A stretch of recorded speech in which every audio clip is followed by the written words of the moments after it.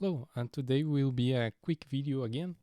We're gonna talk about iteration functions. And thanks for Cephilion to show me this some years ago. It's a thing that I use a lot. So you probably already started to see that there are some structures that get kind of repetitive. For example, in this script, we have here getting the project, then we count the amount of selected media items, and then we go in a for loop equals to 0 to count until less 1, and then we get the media item and print it. So this structure of counting and making a for loop and then getting the item inside of the for loop gets a little repetitive, at least for me. So wouldn't it be best if we could say just something like for item in, and then the name of some function like enum selected items, then we close and say which project do, and wouldn't it be best if it was just like that? Then we could say just print item. So let's try to make this work. So if you go to Lua manual, you can go to the iterators and closures and see how it works.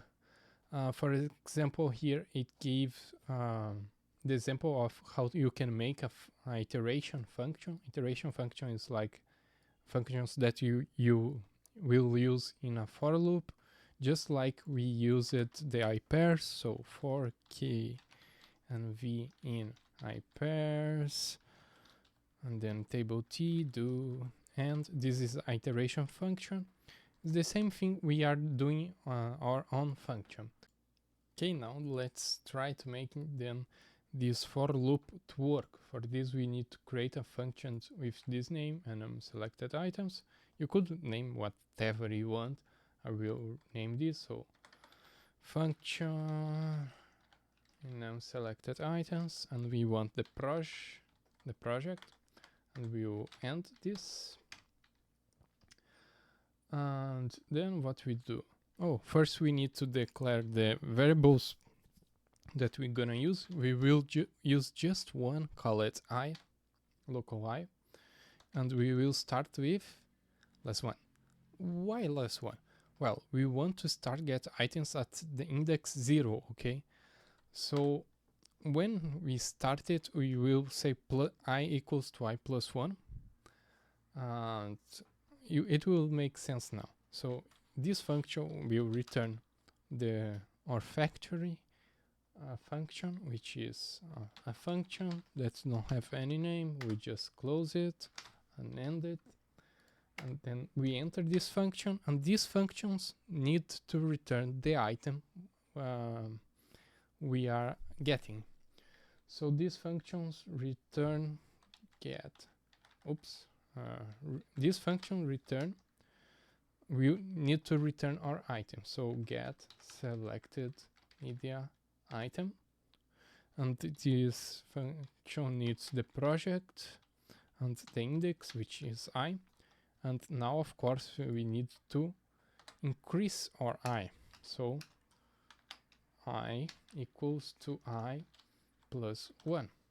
Okay, so this is why you start with 0, because you start with less 1, because the first line in your factory will increase I to 0, and then here it will return, it will get this I equals to 0, 1, 2, 3, and then at some moment it will surpass your selected items. So for in this example I have two selected items, so I will be start at less 1, and on the first loop I will be equals to 0 because it added 1, and it will try to get selected media item 0, which is my first selected media item.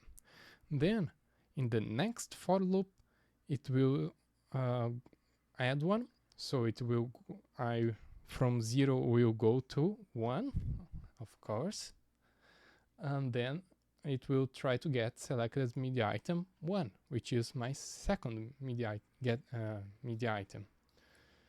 And then on the next loop it will add 1, it will run again this function and try to get my I will be 2, so it will try to get the selected media item with index 2, which would be my third selected media item. But in this case, it will return new because there isn't a third selected media item.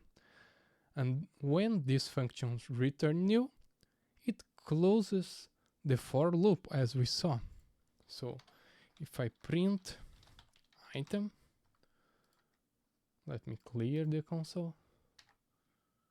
We are getting for, oh, but it's because we are printing in our function before. So let me erase this. So just now I am printing just in this loop, and we have our 2 selected media items. Okay, so this function, this really small function, is a really great way to not need to use this kind of structures. So it will be much more readable, your code, if you use something like this. Let me erase the other one.